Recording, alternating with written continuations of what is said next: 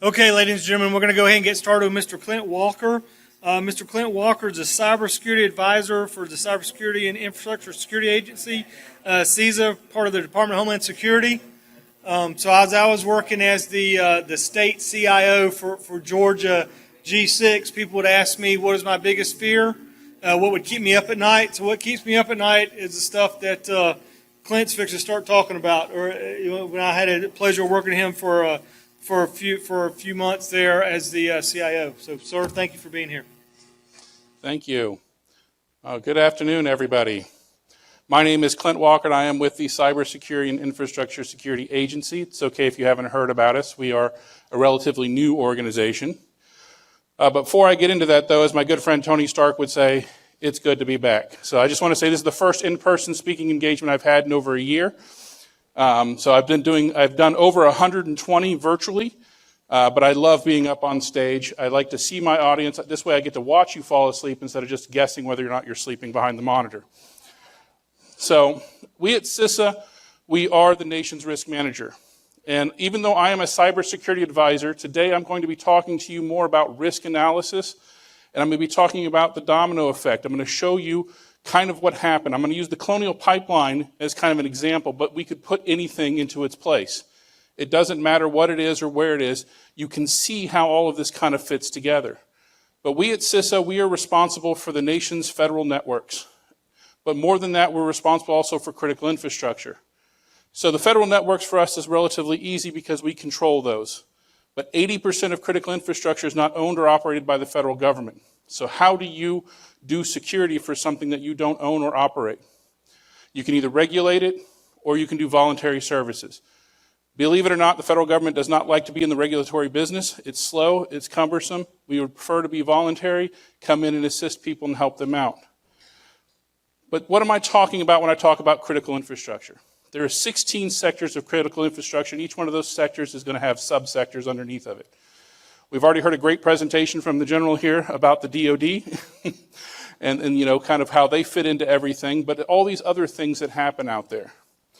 The 16 sectors of critical infrastructure, these are infrastructure components that the federal government says are too big to fail, that an impact to one of them impacts everything else that we do as our great nation.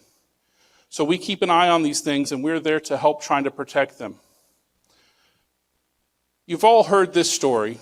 You know, for want of a nail, the shoe was lost. For want of the shoe, the horse was lost. For want of a horse, the rider was lost. And for want of the rider, the message was lost. The message, the battle was lost. And for the battle, the kingdom was lost, all for the want of a nail. It's an old story, but it shows exactly what we're doing today. I'm going to change it up for you. For want of the data, the asset was lost. Think about encryption. Think about a cyber attack. Think about ransomware. Because that asset was lost, the process was lost. And because the process was lost, we lost the system. And when the system was down, we lost operations. And once operations was down, we could no longer provide the service. And once the service was gone, we can no longer support the mission. All because of the data. Originally, when I tried to fix this up, I used the word computer in place of asset, but it's more than that. When we think about things from a holistic level, it's the asset, because data can reside on different things. It could be a computer, but it might also be a person. How many of you have ever had somebody retire in your organization and all the information in their head walked out the door the day they did? You know, that's what we're talking about, is these things all have an impact, and that impact cascades and flows and causes things to happen. When we come in as the Cybersecurity and Infrastructure Security Agency, when we come in and do assessments, we always talk to people about asset management. That's the first thing we always talk about. And people always jump right into IT management. Everything they show us is how they keep track of computers. And we're like, whoa, we're talking about assets. How do you keep track of your people? What people have what skills to do what job? Where can they be most beneficial to you? What information do you need? What databases? What schemas? What technology? And then the actual computers themselves, and then the facilities that house those, or the facilities or the things that make those mobile. That's what we talk about when we're talking about assets. All of these things are critical to how something operates. You lose even one of these, you impact the operations. You lose the operations, you've lost the service. If you lose the service, you've lost the mission. That's the way that we look at things at CISA.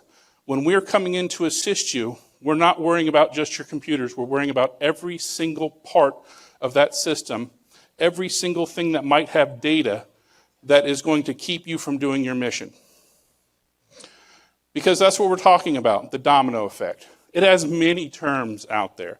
You can call it the shock wave, the ripple effect, the butterfly effect, chain reaction, snowball, quicksand, or my favorite, the cascading parade of failure. At the Department of Health and Human Service, and I know we have Al sitting out here in the audience, we once did a network refresh where we were taking out our battery backups and putting in new ones, and we decided to do a circuit cutover at the same time. As the information security officer for that, I demanded that we had 4 redundancy plans ready to go, 4 levels deep. And that weekend when we did this, we watched each and every single one of those plans go down. Our generators failed. The circuit couldn't come back up. The battery backups wouldn't go in easily. The vendors couldn't do things. Somebody crashed and hit a power pole, knocking out the redundant circuit we were going to put in. We watched as everything failed, one beyond what we had. And that's the problem, is we didn't go even one more deep. You know, I'm a huge Futurama fan. I don't know if any of you have ever seen it or anything like that, but there's a great episode in which they're flying a tanker, and they said, oh no, all 1,000 holes have been breached.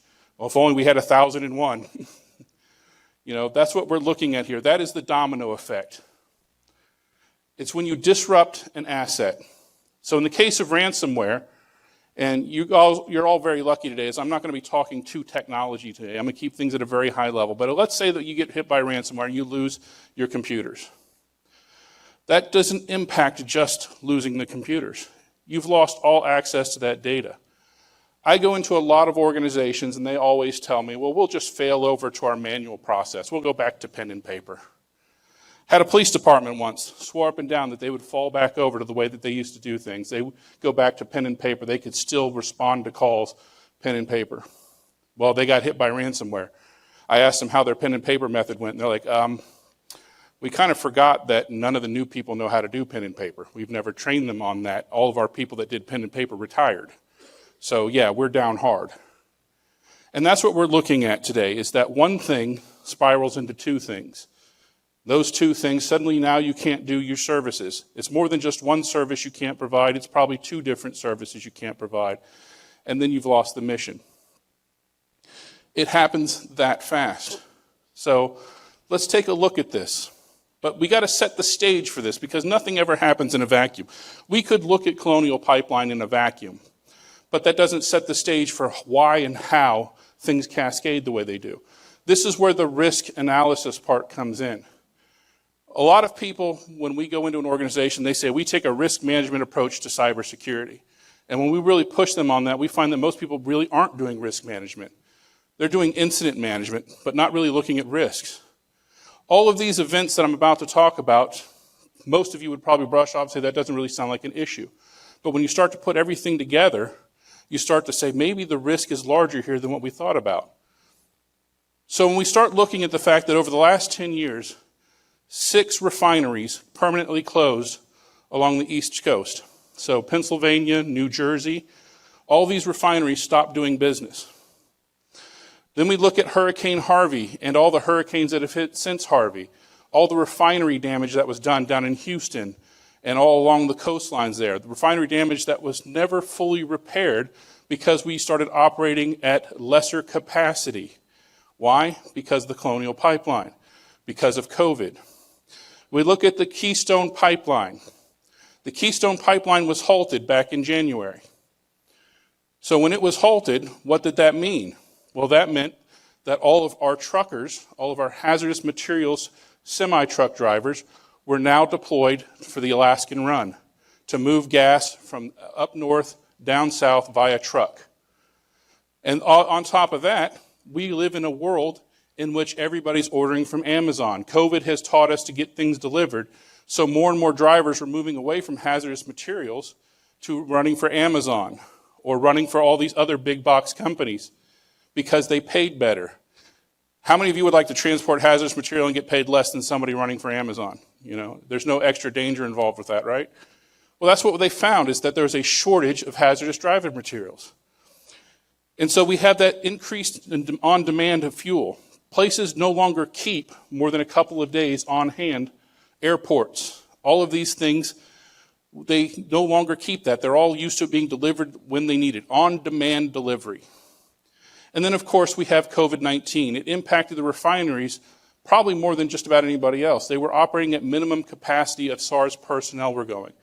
There just wasn't enough need to pull those people in. We were getting more and more shipments coming in and using the pipeline to then push that through.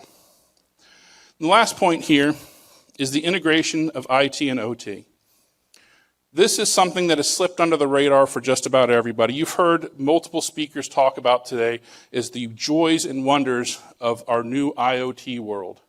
Sensors on everything, knowing where everything is at all times. And I think all that is great until you respond to your first incident in which somebody hacked into an organization through the thermometer in the fish tank in the lobby of the company.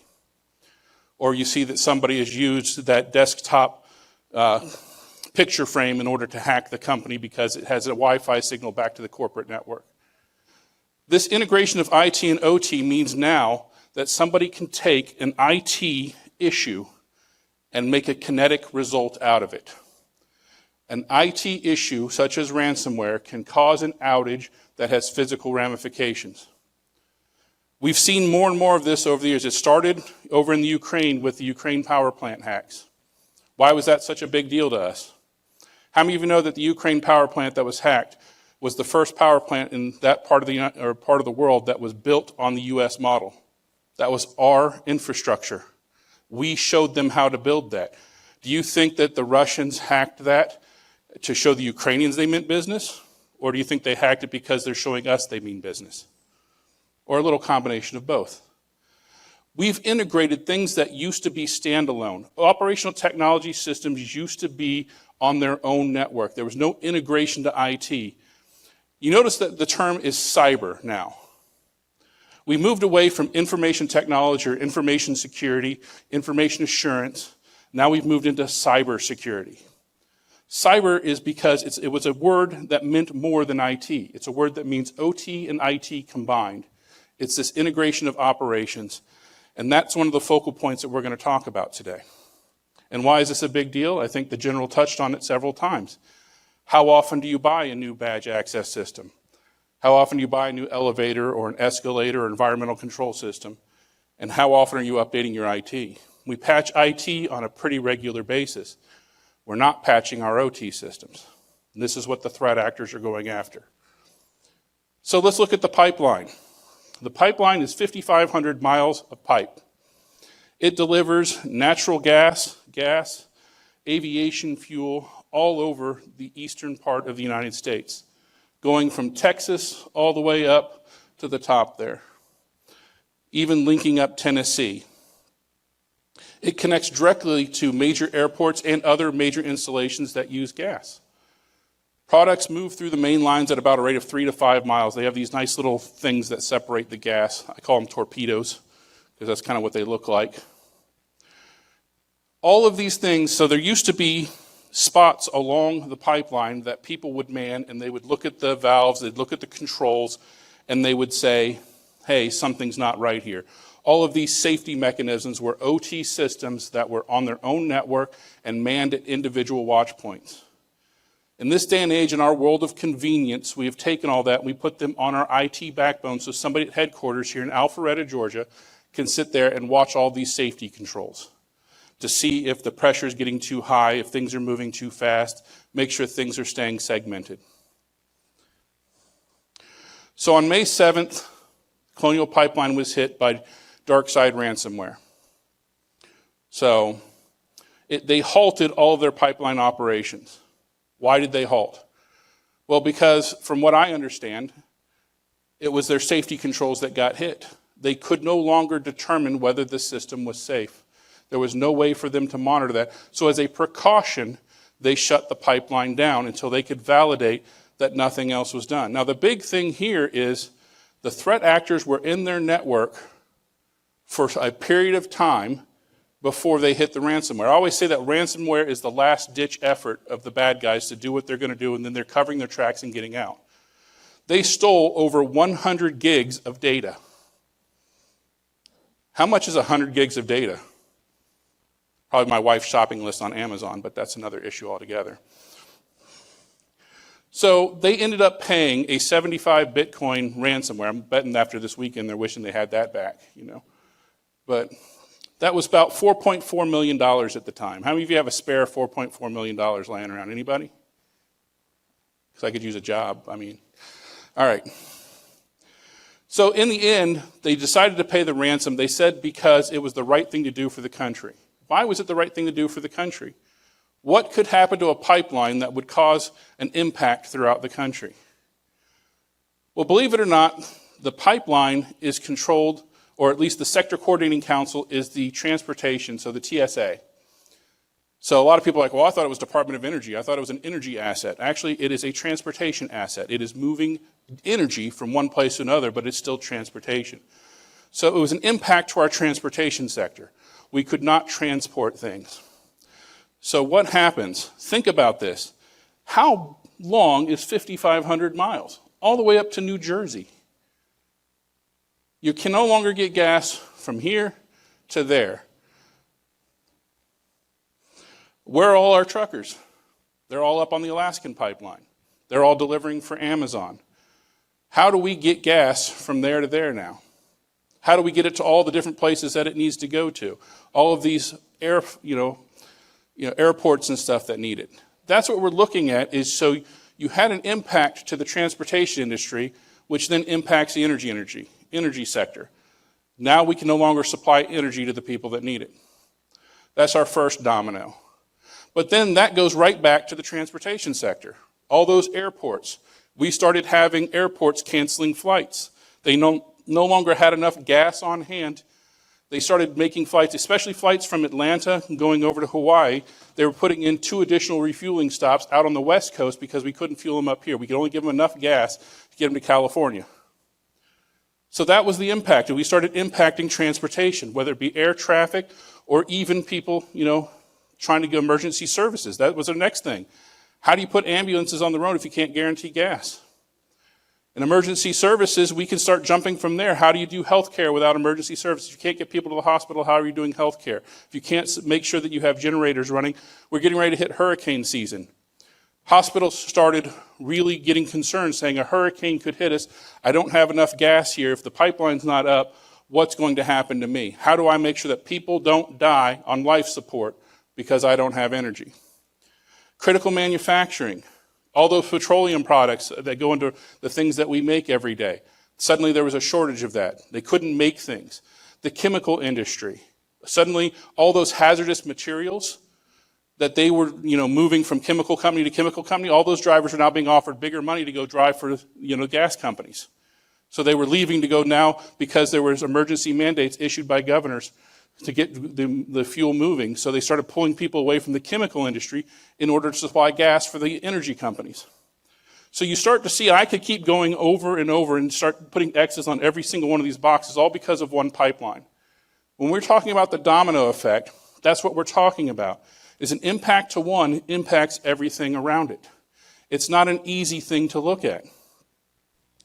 So the butterfly effect, we already talked about this. The airline schedule's changing. Hazardous material drivers diverted. My favorite, panic buying. How many of you had neighbors that were rushing off to grab some gasoline while they could? They could store it in containers. I love these pictures. The people over at GEMA here, they kept sending me pictures of people that they had plastic bags full of gasoline. I'm sure you've all seen the car that burst into flame because of it. That's what we start to get into is you start to get this. That was the residual effect of the pipeline going down is panic buying. You even had people getting into altercations over gas and gas prices. We had emergency, Georgia declared a state of emergency. Here in Georgia, we suspended fuel or state taxes on fuel. So if you were a driver driving across Georgia with gas, we weren't collecting taxes on that. So the revenue that we lost in order to get that done. They actually changed laws in Tennessee in order for people to start going to work and to start doing things with hazardous materials because there just wasn't enough people to do it. We even had the U.S. Consumer Product Safety Commission had to put an alert out to tell people, don't put gas in plastic bags. Bill Engvall would say, here's your sign. But think about this in your own business. Think about everybody that you, so we showed you that asset and operations to service to mission, but it's not just you. That's your mission. Everybody that you do business with, everybody that you have links to, they have their own assets, their own operations, their own services, their own mission.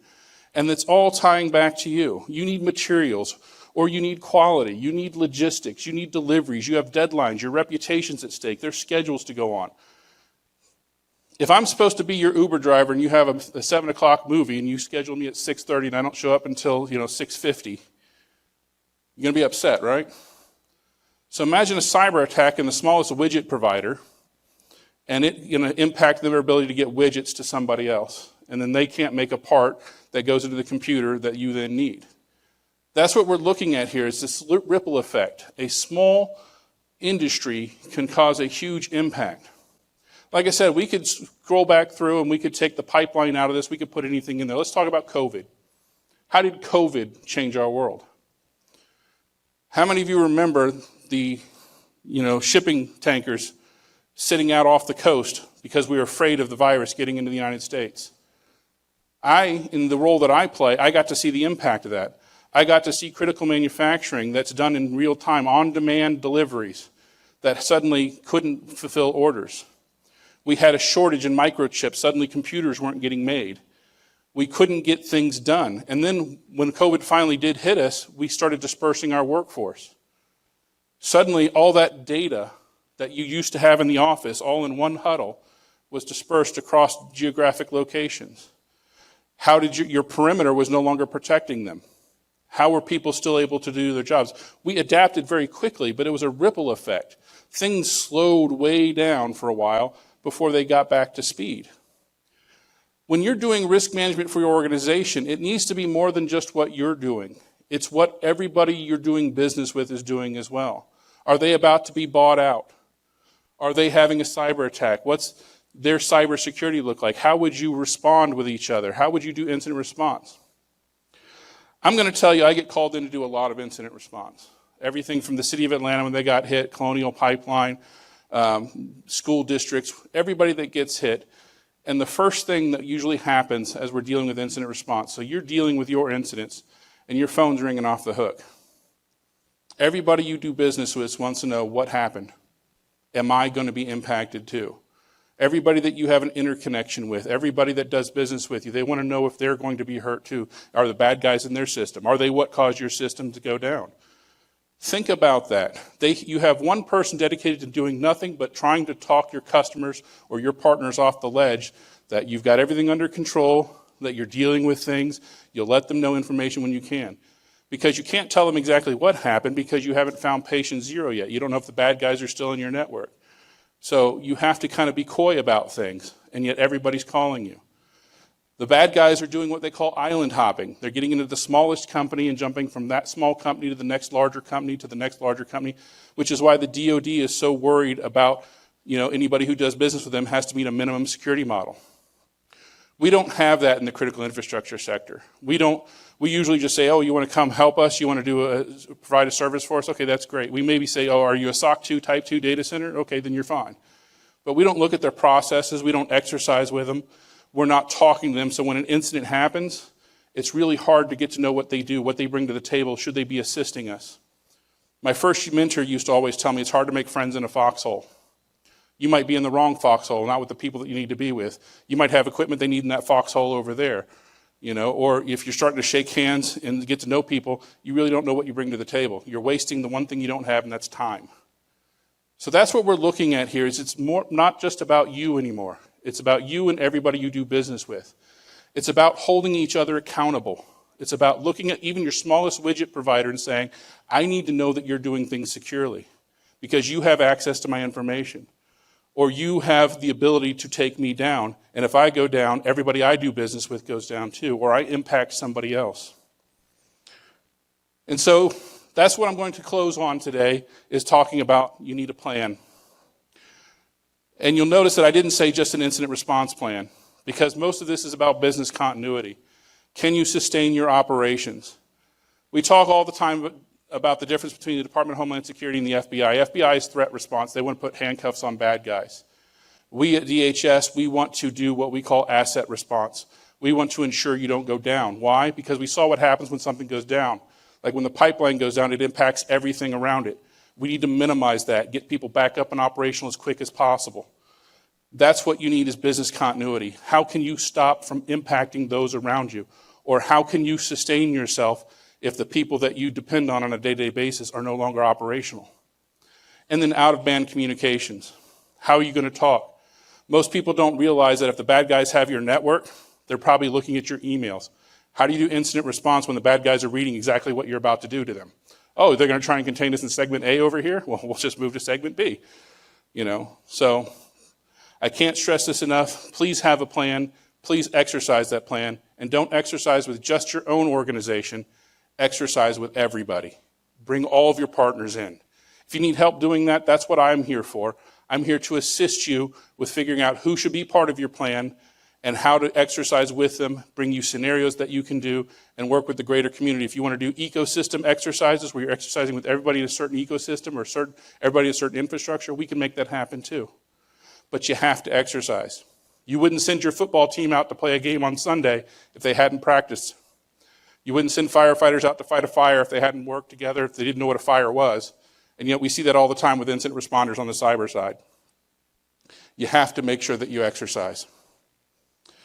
So the last thing I'm going to leave you with is a couple things to think about is what would you do in the first 30 minutes of a cyber attack, whether it happened to you or to one of your business partners? What do you need to know? What data? Could you collect that data in 30 minutes? This is the best exercise you can do is say, I've just been hit with ransomware. How would I buy a Bitcoin? How would I figure out what I got hit with? How would I figure out what's impacted? What information do I need to know as a responder? What can I bring to the table? Do I need to know Clint's phone number? Is that something good to have? Do I need local law enforcement? Do I need FBI, CISA? Do I need to call in the National Guard? Who can assist me? So think about all these things. What do you need to know, and how fast can you bring it to bear so that you're minimizing the impact to your organization and everybody else around you? It is the domino effect for a reason. Only you can pull that domino out to keep the rest from falling. It really relies on you because we don't own or operate 80% of critical infrastructure. We're here to assist you with security, but it's your job to do it. Thank you very much. Yes, sir. Left us hanging. We talked about ransomware and that they paid it, and then they said it was for the good of the nation. And then you spent the next 20 minutes saying, here's all the dominoes that affected, implying that was good for the nation. As a novice, I always think, don't pay the ransomware. That's what's not good for the nation. But is it a matter of where you're at in the domino chain? That if you're going to knock down a whole bunch of dominoes, maybe it's good to pay that risk having ransomware attacks repeated because it got away. So I'm going to state the federal line, which is never, ever pay the ransom. And then I'm going to tell you about Colonial Pipeline. So Colonial Pipeline paid the ransom.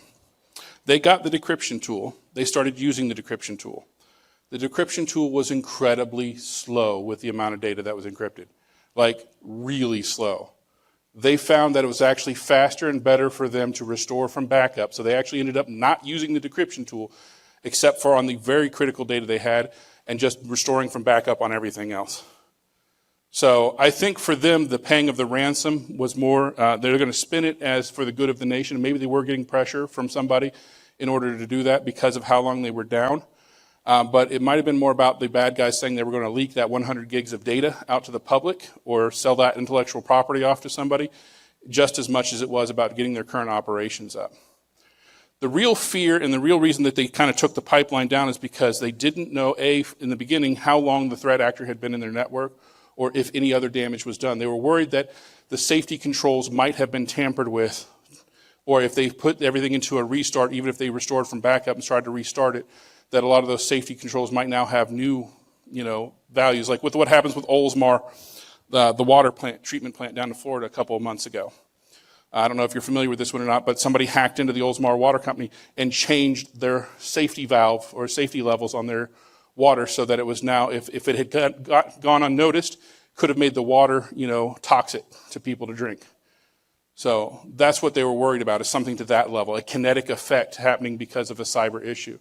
Like I said, the threat actors are smart enough now that they're going in, they're making all of their changes to the network, they're doing bad things, and then saying, oh, you're going to figure this out unless I encrypt everything.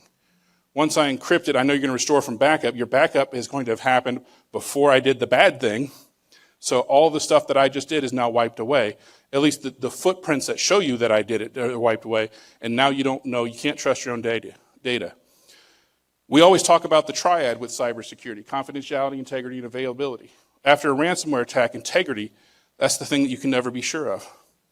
If you've ever taken a sentence, put it into Google Translate, and then bring it back to English. So whatever language you want, put it into German, then bring it back from German to English. Does it look exactly like it did before you put it in? No. And that's what happens when you encrypt something and then decrypt it. The data comes back, but it's not the way that it was before. Imagine if that was financial data that was encrypted and decrypted. Is integrity. Can you guarantee that that $1,000 in that person's bank account, was it $1,000 before it happened, and it's $1,000 now? Or is it $10,000 now and it was only $1,000 before?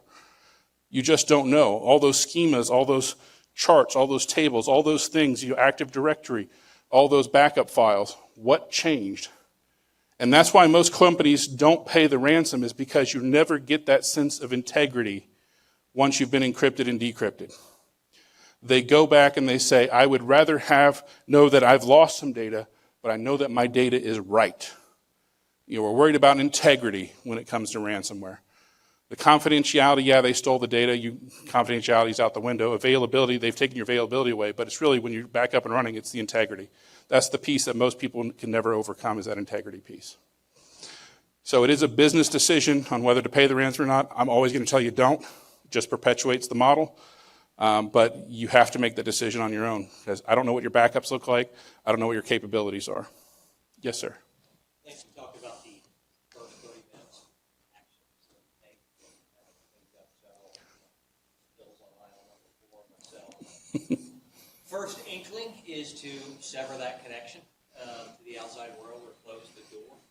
But in doing so, you potentially lose some forensic information that may come with that. You talk about the pros and cons of what should happen in that first 30 minutes. So containment is always a big thing, and I have a whole other talk around incident response that I love to do, but containment is key. And yes, unplugging from the network, you might lose a little bit. What we find most often, though, is people want to shut the system down. And I think Al's going to talk about more about this later with his forensic stuff. That's where you're losing key evidence. That's where you're losing things, is when you shut the system down. You're losing anything resident in memory. So that short-term memory, that's really what you want to try and get a hold of. What we find most often, we have a whole service that we provide at CISA called the Validated Architecture Design Review. Best acronym in the government, the VADR. The VADR is designed because what we find most often is that people, what you think that you need from a operational standpoint, the logs that you're looking at, the logs you think you need to keep are here, and you're like, oh, I want my SIM solution or my IDS solution, I want to look at those logs that are due to operational nature. Well, from a forensic standpoint, the logs that we need or that we can recreate to say a bad guy did X, Y, or Z, they're completely different than that. And your security tools aren't pointing at those. Or you're not monitoring that traffic, you're not flagging that traffic.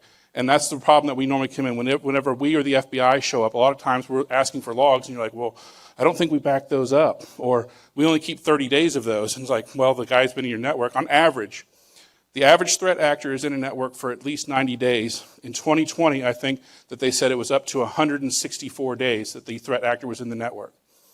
What could you do in 164 days inside somebody's network? Could you recreate it? Ask yourself, could you from log files recreate patient 0 164 days ago? Because if you haven't found patient 0, whether you pay the ransom or don't pay the ransom, you're probably going to get hit again. If you've never found out how they got in, you're probably going to get hit again. And that's the thing. A lot of ransomware actors now are giving you a guarantee, cross my fingers, whatever, that I won't hit you again. Yeah, we're not seeing them really stick to that. But they're offering it anyway if it makes you feel better about paying the ransom. But that's the thing. So segmenting, yes, getting it off the network is good. Shutting it down is not good. Hopefully you have security tools deployed in the right places where we can still recover the logs we need without having to have it on the network. So I hope I answered your question with that, sir. Yes, sir.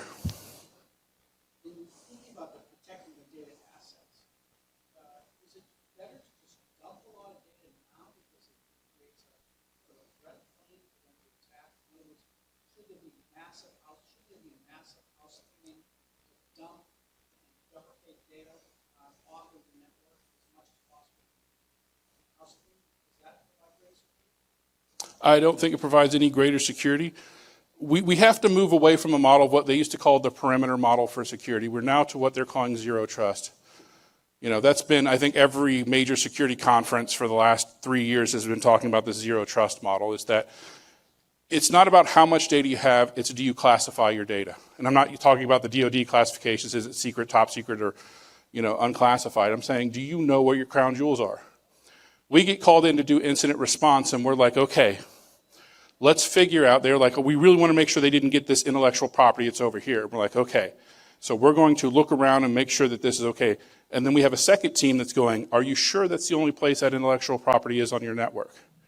And they're like, yes, we're very positive. We're like, do you mind if we scan your network and look around? And guess what? More often than not, I'm going to say 90% of the time, we find at least 12 to 15 other duplicates of that intellectual property on other people's machines. People who copied it off in order to do work with it. People who moved it in order to, because it was a legacy drive or a legacy system or they needed it for a project. People who had access to things, paper copies of it laying around. So we're saying, you've been securing, you put all of your security around your crown jewels over here, but they were also here, here, here, here, and here, and you have no security over there. So it's not about how much data you have, it's do you know what data is valuable to you?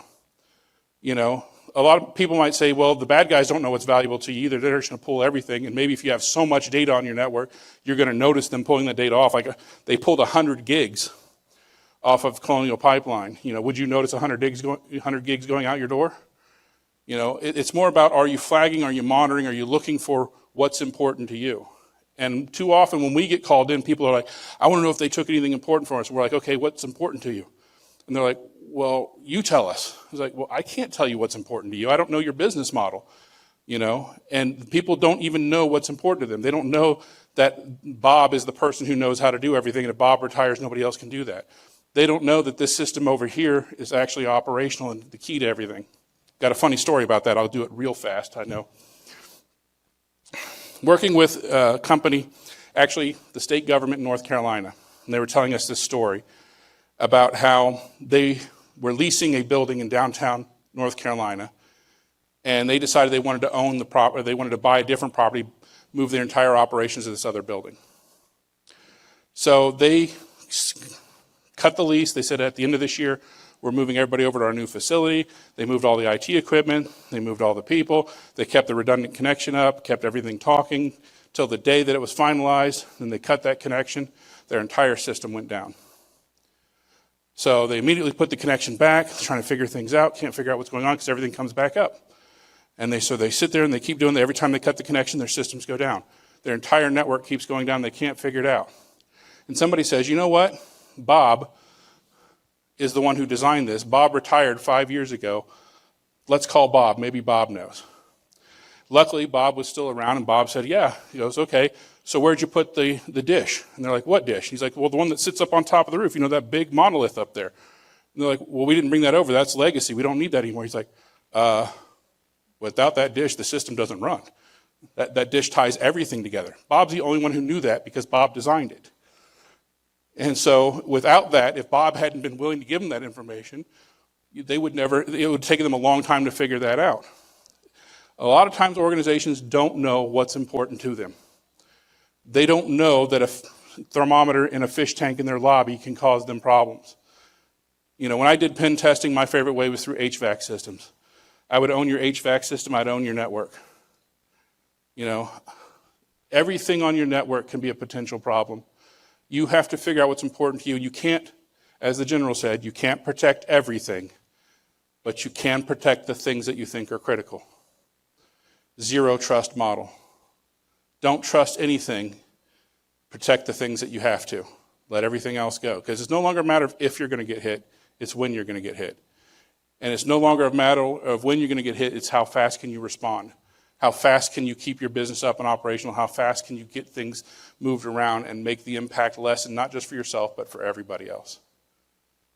All right, thank you. Any other questions before I say my last thank you? Because I'll sit up here and talk all day. So, all right, thank you very much. I had a good time. Well,